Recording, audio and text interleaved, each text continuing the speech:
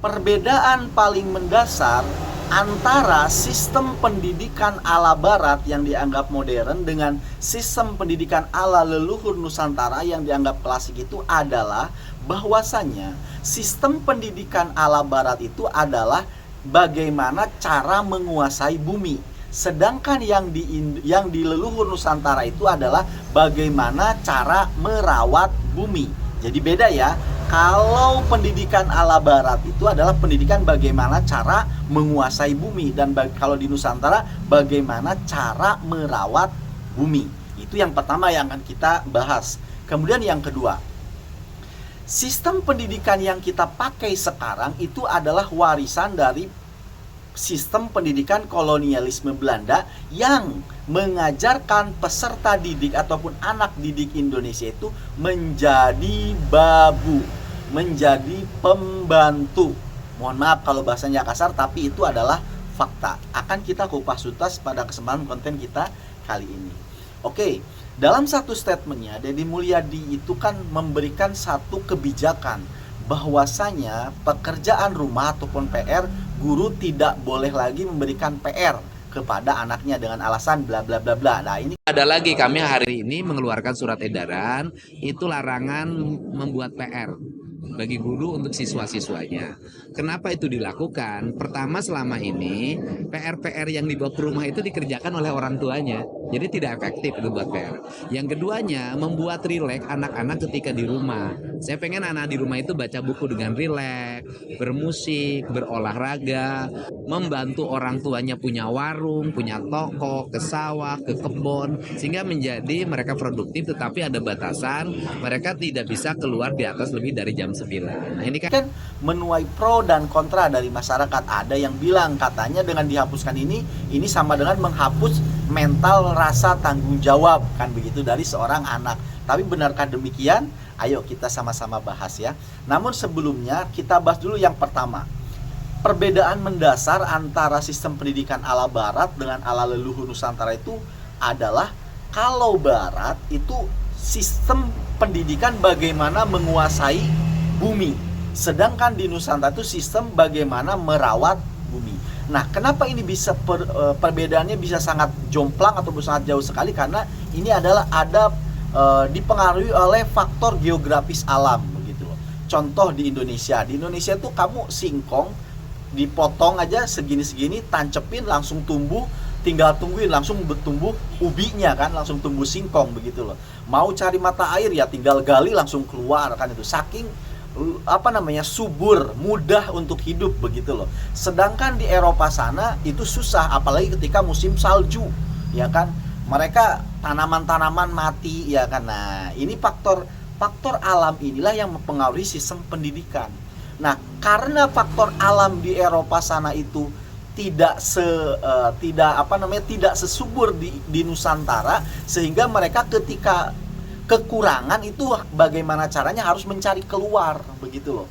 Maka inilah yang saya terjemahkan ini sebagai sistem pendidikan menguasai bumi, karena yang ada di daerah mereka waktu itu ya kan, itu kurang begitu loh, tidak cukup untuk menopang kehidupan. Maka untuk menopang kehidupan mereka harus mencari keluar. Inilah penguasaan bumi begitu loh. Sedangkan di Nusantara itu semuanya sudah tercukupi, sudah ada, tidak perlu merebut punya orang ya kan begitu. Nah, ketika orang lain misalkan punya singkong, ya kita di sini juga bisa punya singkong, tanam aja. Ketika orang lain punya mata air, ya kita tinggal gali aja di tanah kita juga nanti muncul mata air begitu. Maka sistem pendidikannya itu di Nusantara adalah sistem pendidikan yang merawat bumi, sedangkan di sana menguasai bumi. Maka nggak heran kalau tambang ya kan, kalau pengerukan tanah itu diawali oleh mereka, oleh barat, bukan oleh kita, karena kita ini merawat. Sistem pendidikannya itu begitu. Nah, kalau kita pakai sistem alam mereka, ya tentu nggak cocok dengan Indonesia begitu loh. Ya mereka itu kan faktor alamnya memang begitu. Itu perbedaan mendasar yang membuat kita beda dengan mereka, kan begitu. Nah, kemudian juga dalam sistem pendidikan di Nusantara itu adalah kan merawat. Nah, kalian tahu nggak kenapa peradaban Mesir itu kok lebih dikenal oleh dunia daripada peradaban Nusantara. Karena memang sistem pendidikan di Nusantara itu mulut ke mulut. Sedangkan di Mesir itu lewat tulisan. Apakah orang Nusantara tidak bisa menulis? Punya bahasa sendiri, punya tulisan sendiri, tetapi mereka lebih sukanya mulut ke mulut, begitu loh. Ya kan, tidak lewat tulisan misalkan begitu. Karena budaya menulis itu untuk apa sih, ya kan? Ya supaya begini loh. Misalkan di hari ini misalkan di Eropa ya, di Eropa di hari ini dia menemukan satu mata air di titik ini. Itu harus ditulis. Kenapa? Karena ini mata air bisa aja sekarang keluar, besoknya enggak. Nah, kan ini ditulis, besoknya muncul lagi di sebelah sini, di sebelah sini. Nah, supaya ingat, ya kan? Itu perlu ditulis. Jadi kita tahu, jadi mereka tahu kalau di tanggal sekian munculnya di sini mata airnya, di tanggal sekian munculnya di sini, begitu. Lah sedangkan di Nusantara ngapain ditulis? Mata air kalau udah muncul di situ akan muncul terus, saking suburnya. Makanya sistem pendidikan itu mulut ke mulut, nggak perlu pakai tulisan. Sampai sini kalian paham ya? Oke, kita masuk yang kedua. Sistem pendidikan yang sekarang ya, yang seharusnya kita pakai leluhur Nusantara nih, yaitu dengan sistemnya itu merawat bumi, lah kita malah pakai sistem pendidikannya ala kolonialisme ini. Lebih parah lagi ini. Kalau tadi kan ala barat, ini ala kolonialisme. Beda loh ya, kolonialisme dengan barat. Nah, kalau kolonialisme ini yang mereka terapkan sistemnya ke kita, yang mereka wariskan itu adalah kita dididik menjadi budak, kita dididik menjadi pembantu. Coba perhatikan, sejak kamu SD sampai kamu SMA, ya jangan sampai SMA lah, sejak kamu SD misalkan, di SD diajarin gak misalkan begini, nah kalau kamu punya uang misalkan 5.000, ini bagusnya uang 5.000 ini buat beli mainan, atau kamu buat beli mainan untuk dijual lagi. Kan enggak diajarin begitu. Tapi diajarin kamu di depan meja menyelesaikan ini misalnya ini. Seketika lulus untuk jadi apa coba? Ya untuk jadi karyawan. Dulu memang sengaja Belanda yang punya pabriknya, mereka butuh karyawan begitu loh. Nah, mereka diajarin nih orang-orang Nusantara supaya menjadi buruh pabriknya orang-orang Belanda. Makanya diajarin itu cara bagaimana menjadi buruh.